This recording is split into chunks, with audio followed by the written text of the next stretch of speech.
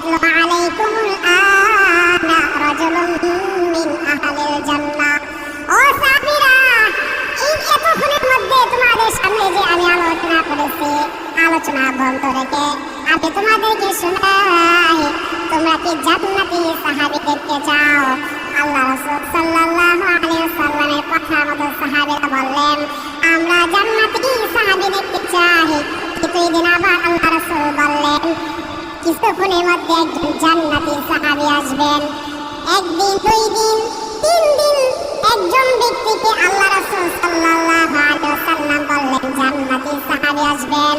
এবার সমস্ত সাহাবীরা চুপ হয়ে লাগলেন, কি ব্যাপার, কি এমন আমল করে, কারো কোনো পেরেশানি নাই।